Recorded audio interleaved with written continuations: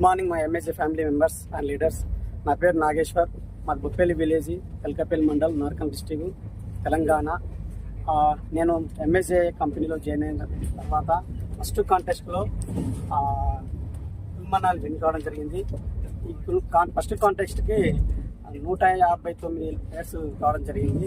ఈ కాంటెస్ట్ వల్ల నాకు వచ్చిన లాభం ఏంటంటే, నేను కాంటెస్ట్ విన్ కావడం ఒకటి, తర్వాత 2,54,400 ఇన్కమ్ తీసుకున్నా. దాని తర్వాత నాకు మెయిన్గా ఏంటంటే ఇక్కడ నాకు ఉపాధి కలిగింది.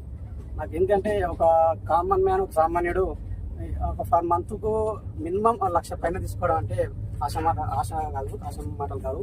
కాబట్టి ఈ విషయంలో నాకు హ్యాపీగా ఉంది. Thank you sir, thank you so much మా సక్సెస్ జర్నీ. ఎందుకంటే మీరు ఈ అవకాశం ఇవ్వడం ద్వారా ఈరోజు నేను అంత హ్యాపీగా ఉన్నాను.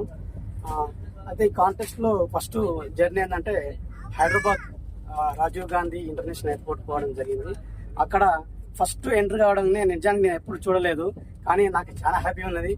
మన ఇండియాలో, మన హైదరాబాద్లో ఇంత మంచి లొకేషన్ ఉందా అనుకున్నా. అంటే ఏంటంటే నేను చూడలేదు. అంటే అనుకోవచ్చు, కామన్గా అందరు అనుకుంటారు ఎయిర్పోర్ట్ చూడలేదా, లేకుంటే ఫ్లైట్ ఎక్కాలనుకుంటారు. కానీ ఆడికి అనుకునేది మాత్రమే కాదు, ఆడికి వెళ్ళే వాళ్ళకి తెలుస్తుంది ఏంటంటే. ఎందుకంటే నేను కామన్ మ్యాన్ కాబట్టి పోలేగా నేను నా అనుభవం చెప్తున్నాను. అక్కడ మేము ఎంటర్ అయిన తర్వాత సార్ మా కోసం వెయిట్ చేస్తున్నారు. నేను, శివకుమార్ సార్, అదేవిధంగా రామచంద్ర సార్ మా కోసం వెయిట్ చేసి అక్కడ మీట్ అయినాం. ఆ తర్వాత ఫ్లైట్ ప్లాట్ఫారంకి వెళ్ళిన తర్వాత అక్కడ మాకు 12 గంటలకు అక్కడ ఎంటర్ అయిన తర్వాత 1:45 నిమిషాలకు ఫ్లైట్ ఉండే. ఆ మధ్యలో అక్కడక్కడ ఫోటోలు దిగినాం. ఇంకోటి మనం బయట నుంచి చూస్తున్నప్పుడు అసలు వాస్తవానికి అయితే నేను దగ్గరలో రియల్గా ఎప్పుడు చూడలేదు. ఇంతవరకు నా ఆకాశంలో వెళ్తున్నప్పుడు మాత్రమే చూస్తే చిన్నగా అనిపిస్తున్నాయి ఆ ఫ్లైట్స్. అరే ఫ్లైట్లు అనుకునే రోజులు ఉన్నాయి. కాబట్టి అక్కడ దగ్గర నుంచి చూస్తే చాలా పెద్దగా ఉన్నాయి, చాలా పెద్ద ఉన్నాయి సార్. అరే గ్లాస్లో చూస్తున్నాం కదా, చాలా పెద్దగా ఉన్నాయి. అది మా ఫ్యామిలీకి ఇంకా వీడియో కాల్లో చూపించడం జరిగింది. చాలా హ్యాపీగా ఉన్నాం. ఆ తర్వాత అసలైందనంటే ఫ్లైట్లోకి ఎంటర్ రావడం చాలా అనుభూతిని కనిపించింది. ఎందుకంటే అది సపరేట్గా గుహలాగా ఉంటుంది, అందులోకి ఎంటర్ అవుతున్నాయి కదా సార్. అయితే ఫస్ట్ స్టెప్ వేసినప్పుడు సార్ నాకు చాలా ఆనందం అనిపించి, అందులో బాధ అనిపించింది. ఎందుకంటే ఒక కామన్ మ్యాన్ అసలు నేను అందులో స్టెప్ వేస్తున్నానంటే నేనే నమ్ముకోలేకపోయాను సార్. నమ్మలే అసలు నేనేనానేది. అసలు అందులోకి వెళ్ళిన తర్వాత అది చాలా పెద్దగా ఉంది. అరే అది చూసి ఇంత పొడుగు ఉంది, పొడుగుగా ఉన్నది. అది చూస్తే ఇంకోటి లక్ ఏంటంటే సార్, అంటే అక్కడ మొత్తం విండో సీట్స్ ఉన్నాయి. మా ఎవరికి శివకుమార్ సార్కి, నాకు, సార్కి మేము మధ్యలో చేంజ్ అవుతున్నాం. అయితే అసలు అందులోకి ఫ్లైట్ టేక్ ఆఫ్ అవుతుంటే అప్పుడే సార్ అసలైన మజా.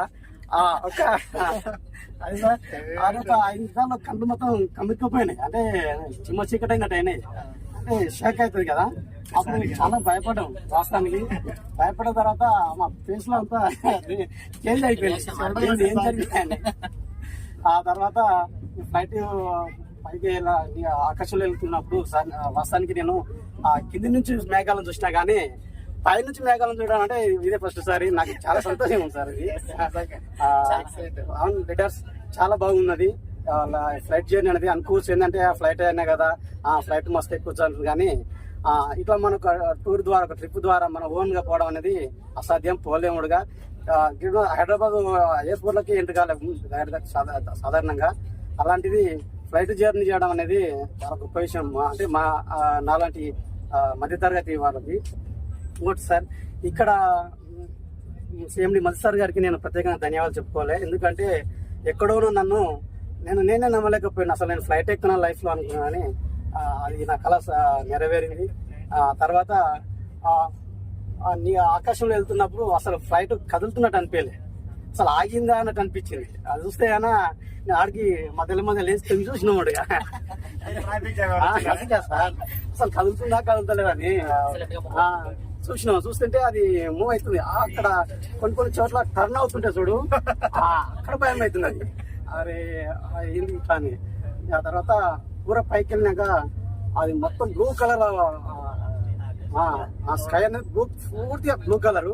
కిందికి చూస్తే తెల్లటి వెండిలాగా మంచు కొండలు, అది ఏంటి సార్ అది మేఘాలు మేఘాలు సార్ అవి. అసలు మధ్యలో మనం ఫ్లైట్ ఇది ఈ వ్యూ చాలా అద్భుతంగా ఉన్నది. అసలు నేను ఊహించుకోవాలి ఇట్లా ఉంటుందా అనేది. అసలు మేఘానికి ఆకాశానికి మధ్యలో ఉన్నామంటే అది గ్రేట్. అటువంటిది ఎప్పుడు చూడలేదు. ఫ్లైట్ ఎక్కితేనే మాత్రమే అది సాధ్యపడుతుంది. ఆ తర్వాత ఢిల్లీకి ఎంటర్ అవుతుంటేడుగా భయం అనిపించింది. అదేదో ల్యాండింగ్ అవుతుంటే అరే కొంచెం చూస్తుంటే వీడియోలో ఫ్లైట్ ఎగురుతున్నట్టు అనిపిస్తుంది, షేక్ అయినట్టు. కానీ అట్లా ఏం కాలేదు, స్మూత్ గా ల్యాండింగ్ జరిగింది. ఆ తర్వాత ఢిల్లీ ఎయిర్పోర్ట్ లో ల్యాండింగ్ అయింది. అక్కడ సీఎం మధుసార్ గారితో అందరు కలిసి ఒక గ్రూప్ ఫోటోగా తీయడం జరిగింది. హ్యాపీగా ఉన్నది జర్నీ. ఆ తర్వాత బస్సులో కాశ్మీర్ బస్ స్టాండ్ గేట్ దగ్గరికి వచ్చినాం.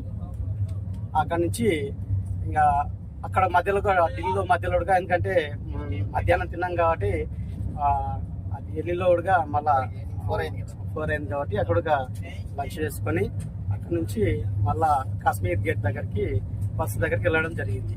అక్కడ బస్సు 7:50కి మాకు వచ్చినది. ఆ 7:50కి ఆ బస్సు లగ్జరీ బస్సు, ఇంకోటి వోల్వో బస్సు. అసలు నేను ఆ ఎక్స్పీరియన్స్ గా నేను షేర్ చేసుకోవాలి. ఎందుకంటే సరే అందరూ ఏ బస్సు ఎక్కినా బస్సు అంటే ఎక్కినారు, కానీ ఎక్కనోళ్ళకి చాలా మంది ఉంటారు కదా, అందులో నేను కానీ. ఆ బస్సు ఏసీ బస్సు, అది అంటే 500 కిలోమీటర్స్ అబ్బో అది ఎలా జర్నీ చేయాల్సి ఉంటుంది ఢిల్లీ నుంచి నేను మనాలికి.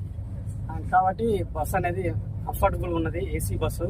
ఆ జర్నీకి ఎక్సలెంట్ ఉన్నది. ఆ నైట్ మొత్తం స్లీపింగ్ లో ఉన్నాం.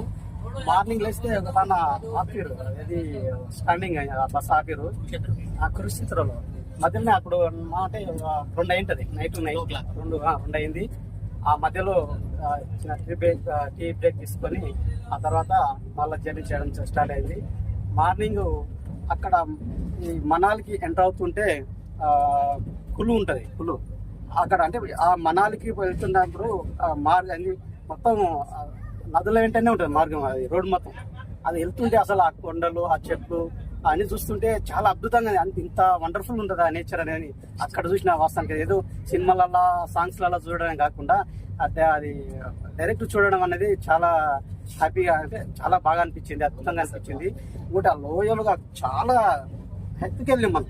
అసలు ఏంటంటే కింది నుంచి 5 వరకు వెళ్ళినాం. ఉత్తరానికి అంటే చాలా పైన ఉన్నాం కాబట్టి ఆ లోయ పైకి బస్సు వెళ్తుంటే పైకి వెళ్తుంటది. టర్నింగ్ చూస్తుంటే ఆ కళ్ళు తిరగడం కానీ అలా జరిగినాయి. కానీ ఎక్స్పీరియన్స్ అనేది మర్చిపోలేని జీవితంలో. చాలా హ్యాపీగా ఉంది లీడర్స్. ఆ తర్వాత ఇది మనాలి బస్ స్టాండ్ చేరుకోవడం జరిగింది. అక్కడ లోకల్లో క్యాబ్ బుక్ చేయడం జరిగింది. మనాలి బస్ స్టాండ్కి వెళ్ళిన తర్వాత అక్కడ ఎంబడే సారు మంచి 7 సీటర్ ఇన్నోవా పెద్దదే రెడీ ఉన్నాయి.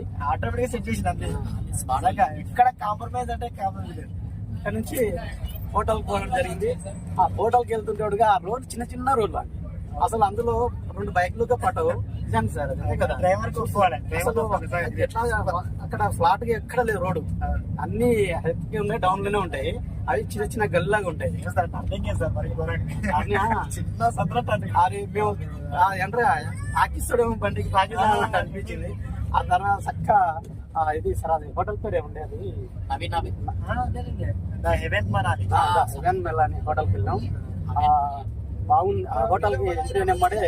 చాలా హోటల్ మేనేజ్మెంట్ బాగా రిసీవ్ చేసుకున్నారు మమ్మల్ని.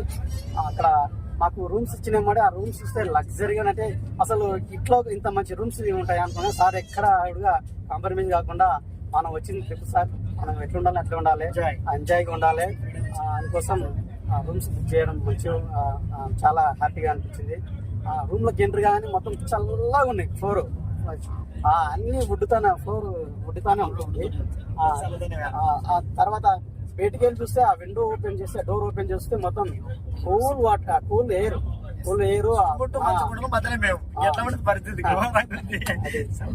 కానీ అక్కడి నుంచి వ్యూ చూస్తే సార్ చాలా బాగున్నది.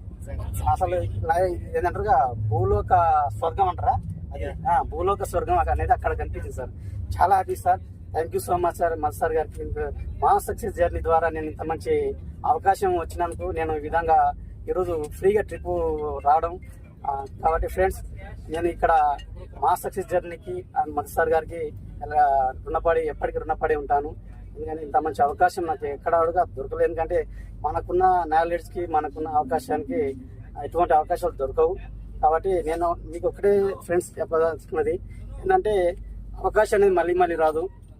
వచ్చిన అవకాశాన్ని వినియోగించుకోవాలి. ఆ రోజు అంటే నాకు వచ్చిన అవకాశం వినియోగించుకున్నా కాబట్టి ఈ రోజు ఇంతవరకు రాగలిగినాను. కాబట్టి ఫ్రెండ్స్, మీరుగా నెక్స్ట్ కాంటెస్ట్లో ఇక్కడ నేను బీఎడ్ కంప్లీట్ చేసేవాడుగా నాకు అవకాశాలు లేకున్నాయి. ఎందుకంటే ఈ రోజు ఉన్న పోటీ ప్రపంచంలో అవకాశాలు అనేవి తక్కువ, ఉన్న అవకాశాలు తక్కువ ఉంటాయి. తర్వాత ఏంటంటే అవకాశాలు దొరకకనే నేను చాలా తక్కువ శాలరీకి పనిచేయడం జరిగింది. అక్కడ అగ్రికల్చర్ వ్యవసాయం చేసుకునేవాడిని. తర్వాత చిన్న కారోబార్ అంటే విలేజ్లో ఉంటూ కారోబార్ వర్క్ చేసుకుంటూ ఉంటే ఈ చిన్న చిన్న ఉద్యోగాలతోనే కుటుంబాన్ని పోషించుకునేవాడిని. కానీ చాలా ఇబ్బంది పడేవాడిని. కానీ మా సక్సెస్ జర్నీలో జాయిన్ అయిన తర్వాత మన అప్లైన శివకుమార్ సార్ గారు సారు నిజానికి పరిచయం కావడం, నాకు ఈ అవకాశం కల్పించడం చాలా నేను రుణపడిన సార్కి. ఎందుకంటే లైఫ్ నాకు సెట్ చేసుకున్నాను. అంటే ఒక పర్ మంత్ నేను ₹1,00,000 పైన సంపాదించుకుంటున్నా అంటే సార్ ఇక హెల్పింగ్ వల్ల. మీకు ఎఫర్ట్ ఉంది సార్. అది ఏంటంటే మీకు అంకోడు సార్ మన రామచంద్ర సార్ కూడా సపోర్ట్ అని వచ్చిండు. సార్ సపోర్ట్ వల్ల చాలా ముందుకు రాకపోతున్నాము. అందుకే ఫ్రెండ్స్, ఈరోజు ఈ అవకాశం ఇచ్చినటువంటి సేమ్ మధు సార్ గారికి, అదేవిధంగా మా సక్సెస్ జర్నీకి నేను ఎప్పుడు థ్యాంక్స్ చెప్పుకుంటూ ఉంటా. అదేవిధంగా నాకు ఈ సపోర్ట్ చేసినటువంటి మై ఎంబీజీ ఫ్యామిలీ లీడర్స్ అందరికీ పేరు పేరున హృదయపూర్వక ధన్యవాదాలు sir. Thank you sir, thank you so much leaders. Next కాంటెస్ట్లో మీరుగా ఇలాంటి ట్రిప్పులు ఎంజాయ్ చేయాలని మనస్ఫూర్తిగా కోరుకుంటున్నాను. Thank you so much leaders. ఈరోజు నేను ఇంతవరకు వచ్చిన అంటే మన ఎంఏజీ కంపెనీ కాబట్టి నేను ఎంఏజీ కంపెనీకి, అదేవిధంగా సీఎండి మధు సార్ గారికి, అదేవిధంగా నాకు ఇంత సపోర్ట్ చేసినటువంటి ప్రతి ఒక్క లీడర్కి హృదయపూర్వక ధన్యవాదాలు. అయితే నేను ఇంతవరకు చెప్పింది మొత్తం డే 1 గురించే చెప్పాను. కానీ ఇక డే 2గా మా అప్లైనర్ శివకుమార్ సార్ గారు కంటిన్యూ చేసి చెప్తారు. చెప్పండి సార్, ఎందుకంటే మన లీడర్గా తెలవాలి కదా.